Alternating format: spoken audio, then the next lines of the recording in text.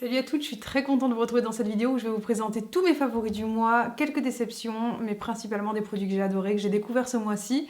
Je vais commencer tout de suite avec les produits un petit peu random, un petit peu hasardeux qu'on peut trouver, on va dire sur d'autres chaînes que sur des chaînes beauté, mais qui ont toute leur place, je trouve.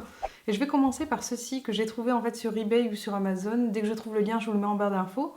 Et j'ai trouvé ça vraiment génial parce que ça me permet de porter des dos nus tout en portant un soutien-gorge.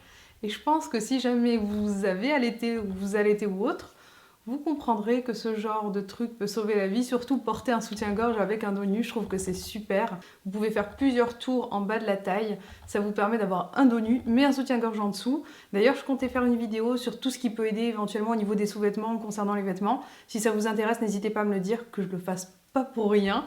Et je pense que c'est quelque chose qui est vraiment très utile, surtout si on a une poitrine un petit peu lourde.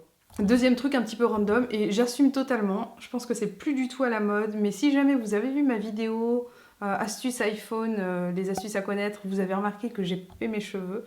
Et là, vous me voyez avec une petite couette, tout simplement parce que j'ai acheté une couette sur le site Extif. Je crois que c'est le modèle Sandra, parce que j'en ai acheté deux sortes différentes. Et je dois dire que je suis vraiment, vraiment très contente. J'ai déjà fait des chignons bas avec, elle est magnifique. Et je trouve que, bon, c'est une couette, une fausse couette, mais elle est exactement de la même texture et de la même couleur que mes cheveux. Elles se font parfaitement. Je suis vraiment très très très contente.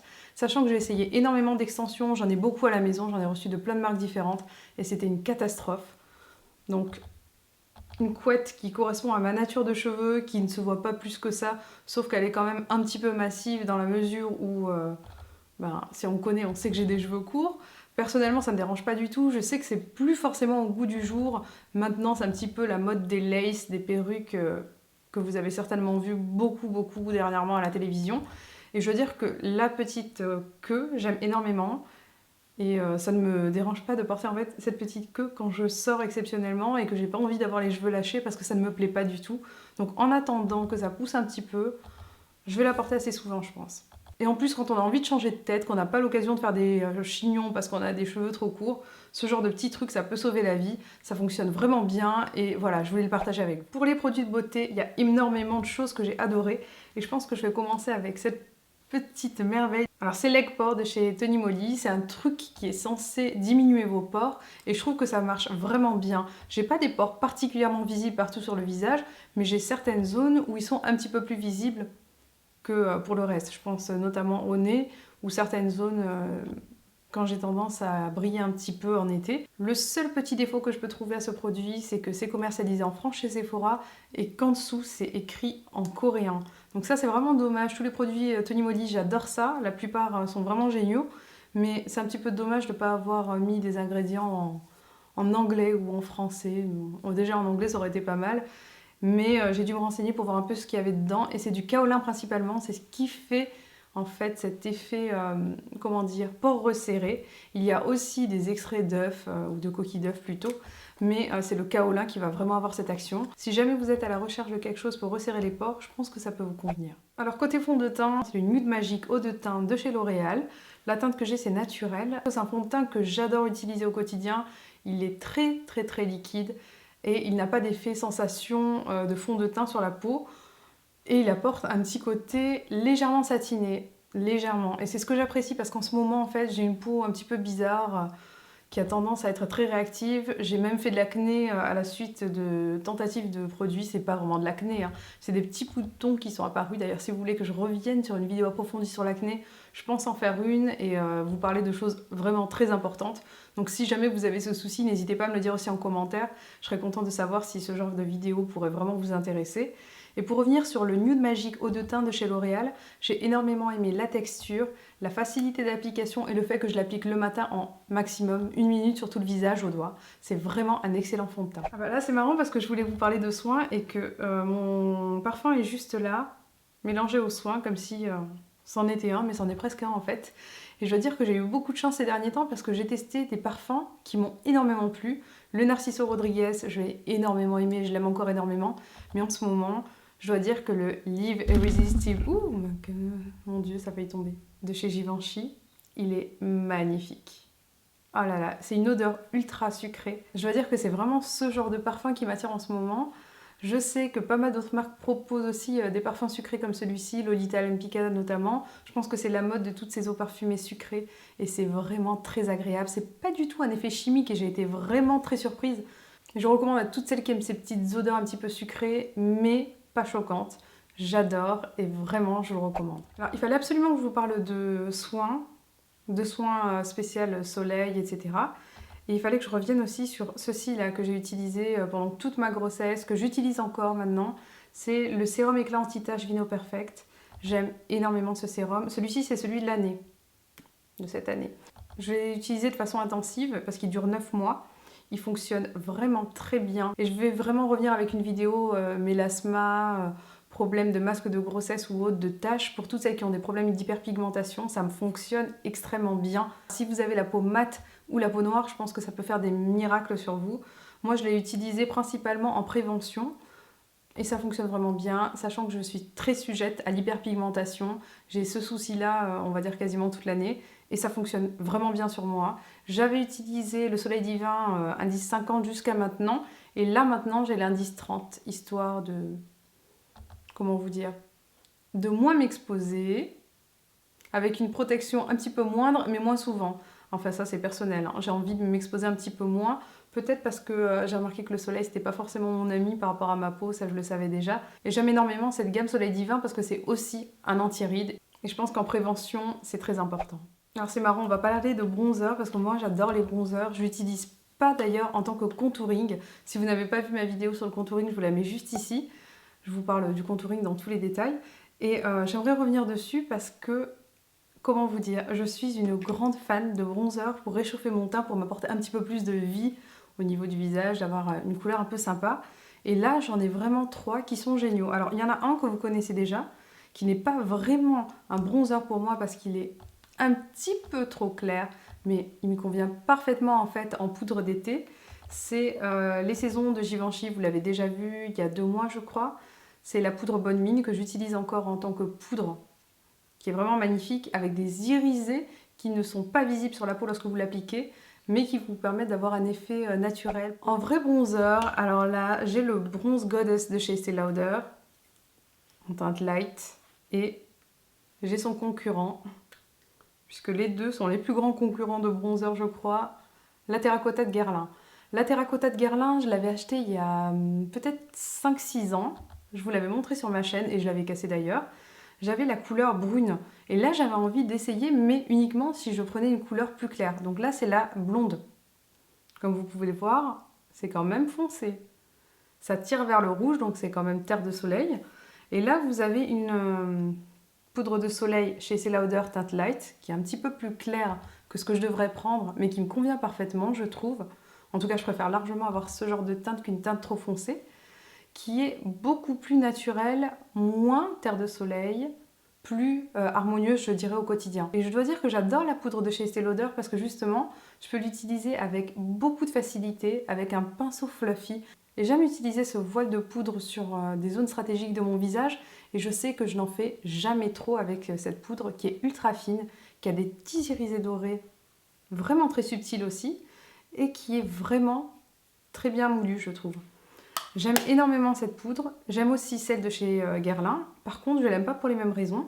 Je dirais que la Terracotta de chez Guerlain, elle a un effet presque blush au niveau de la teinte. Et c'est une couleur tellement abricotée que vous pouvez presque l'utiliser juste, mais vraiment à la limite du blush. Donc si vous faites votre travail de bronzer, vous pouvez le faire légèrement remonter et ça donne un petit côté coup de soleil qui est vraiment très sympa. Par contre, les deux, je les trouve très différents, ils sont pas comparables. Je pense qu'on peut utiliser l'un et l'autre pour des raisons différentes. Et l'un comme l'autre, je les aime beaucoup. Même si j'avoue préférer celui de chez Estée Lauder parce qu'il est quand même beaucoup plus simple à utiliser, au quotidien surtout. Cela dit, celui de chez Guerlain, ça reste un bijou. Je le trouve magnifique. Les petits irisés sont visibles, un petit peu moins subtils que celle de chez Estée Lauder. Et je pense que ça peut être vraiment pas mal en été, surtout balayer légèrement sur certaines zones. Je trouve ça magnifique. En contour, je dois dire que je suis fan de cette palette de chez Anastasia Beverly Hills qui est maintenant disponible chez Sephora. Et c'est à partir du mois d'août qu'elle sera disponible, je crois. J'ai la teinte, donc celle-là c'est clair à médium, et j'ai la médium à foncé. En ce moment, malgré le fait que ce soit l'été, j'aime beaucoup utiliser celle-ci. Pourquoi? Parce qu'il y a ce petit fard qui est un marron taupe parfait et cette couleur qui est jaunâtre vive qui va m'apporter de l'éclat. Là, il y en a 6, dont un irisé, et je me sers pas des 6 et pas forcément d'irisé non plus parce que j'ai trouvé mieux. Et vous allez voir de quel highlighter il s'agit, je pense que vous savez déjà. Oui, c'est cette merveille de chez Becca, Champagne Pop.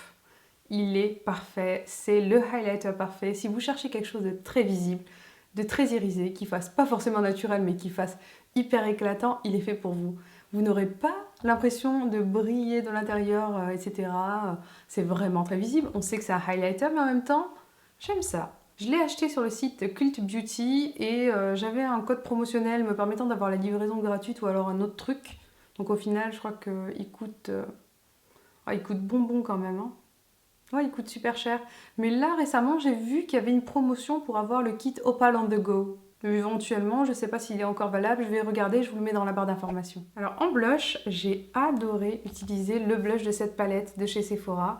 J'avoue adorer les petites palettes comme ceci là de chez Sephora, les bloc-notes. Ça c'est la palette Rhum, je pense que c'est celle que j'utilise le plus au quotidien en ce moment du moins. Puisqu'en fait, comme il y a ce blush qui est magnifique, qui me fait beaucoup penser à Orgasm de Nars, mais qui est beaucoup moins cher, beaucoup plus pratique à utiliser entre guillemets, puisque c'est du carton, c'est très fin, c'est très simple à porter et à transporter aussi. Je trouve le concept vraiment super en fait avec ces petits bloc-notes. Du coup, j'aime beaucoup l'association de tous ces fards à paupières.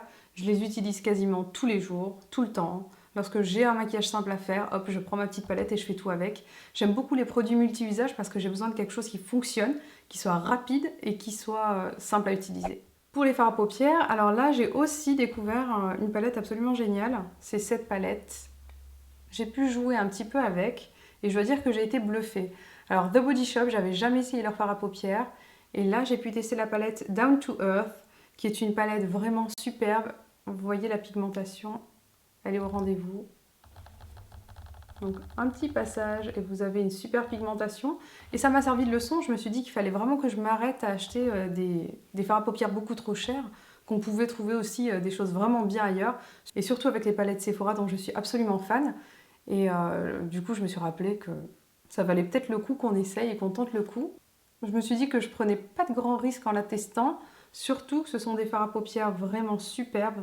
Je suis vraiment très contente. Je l'ai testé grâce au site Octoly. Je me serais pas forcément orientée vers la marque avant. Ça me donne envie de tester des trucs chez The Body Shop parce que j'ai beaucoup délaissé la marque et je trouve qu'ils ont fait pas mal de progrès, surtout en maquillage. J'aimerais revenir en fait sur tout ce qui est soins et je dois dire que j'en suis à ma 3e ou 4e bouteille d'huile pour le corps parce qu'en fait au départ je l'achetais uniquement pour ma fille. C'est de chez Human and Kind, ça se vend chez Sephora. C'est un 3 en 1 pour le visage, le corps, les cheveux. À l'intérieur, il y a de l'huile principalement de tournesol, donc c'est pas forcément une huile chère ou riche, mais il y a d'autres huiles bio qui fonctionnent bien, comme du calendula, de l'huile de jojoba et de l'huile de blé, même si en fait j'utilise sur ma fille uniquement des huiles végétales. Hein. Je me suis dit que ça serait bien d'avoir quelque chose peut-être pour la nettoyer. Et j'utilisais ça en plus du Velleda, donc ça c'est pour les mamans si ça vous intéresse. Et pourquoi le mettre dans mes favoris? Tout simplement parce que je me suis mise à l'utiliser sur moi pour le corps et j'en suis très contente, ça hydrate très bien la peau et j'aime énormément l'odeur. Et pour mes cuticules, ou plutôt pour mes petites peaux, je sais pas pourquoi j'appelle tout le temps ça des cuticules alors que ça n'a rien à voir, j'ai adoré le Veggie de chez Alessandro, qui est en fait une crème que vous mettez sur les petites peaux de vos doigts et les cuticules. C'est au concombre et au melon, ça sent extrêmement bon et c'est vraiment génial. Ça fonctionne bien, ça fonctionne mieux que certaines huiles sur moi. Et je dois dire que je suis fan, j'adore l'odeur, c'est très frais, ça ne coûte pas cher en plus. Vous les trouvez, je crois, près des caisses chez Sephora, donc là où il y a tous les petits trucs simples à emporter. J'aime énormément et je vous le recommande à toutes. Pour parler de rouge à lèvres, j'ai bien aimé le Skinny Dip de chez Benefit que j'ai depuis longtemps, que je porte actuellement, qui est vraiment très simple à porter puisque c'est presque en fait quelque chose de très crémeux qui va hydrater vos lèvres tout en apportant une petite touche de couleur qui est vraiment une couleur simple à porter, un corail rosé. On ne peut pas se tromper et ça fonctionne vraiment bien. J'ai plein de rouges à lèvres et j'en utilise peu parce que justement c'est pas des rouges à lèvres assez quotidiens à mon sens et j'ai besoin de faire beaucoup de retouches, pas avec celui-ci. Il fonctionne vraiment très bien. Je l'utilise pour toutes les occasions, même les grandes occasions. Et je vous le recommande vivement si vous avez besoin d'un petit rouge à lèvres de mariée, très simple à porter, mais qui fasse son effet. Et mon flop de ce mois-ci, c'est ce blush de chez Givenchy. Pourquoi? Parce qu'il est rikiki. Alors, il a la même contenance que les autres blushs, je crois, 7 grammes, hein, c'est quasiment ça partout. mais en fait j'apprécie pas le fait que ça soit aussi petit au niveau du packaging. Et il y avait 4 couleurs que je voulais éventuellement utiliser indépendamment. C'est totalement impossible puisqu'elles sont vraiment toutes petites, donc vous pouvez pas prélever une seule couleur. Vous êtes obligé d'en mélanger au moins 2. Ça c'est un peu dommage. Et puis la couleur finale, elle n'est pas exceptionnelle en soi. J'ai trouvé vraiment des blushs de qualité égale à prix beaucoup moins cher. Donc c'est pas forcément un top pour moi. C'est le Prisme teinte Vintage Pink. Et je suis vraiment déçue parce que je trouve que c'est pas à la hauteur de la marque. Alors voilà, ma vidéo favori est terminée. J'espère que vous avez apprécié cette petite parenthèse, on va dire random. J'avais un petit peu peur de me parler de choses qui n'ont pas forcément à voir avec le monde du maquillage et du soin, même si ça reste de la beauté néanmoins. N'hésitez pas à me dire ce que vous pensez des produits que j'ai présentés, quels ont été vos favoris à vous ce mois-ci, et des produits que vous aimeriez bien que je teste, parce que vous les avez appréciés tout simplement, ou alors parce que vous vous posez la question, est-ce que ça vaut le coup ou pas? J'espère que vous avez apprécié cette vidéo, je vous fais plein de bisous et je vous dis à très vite. Ciao, ciao!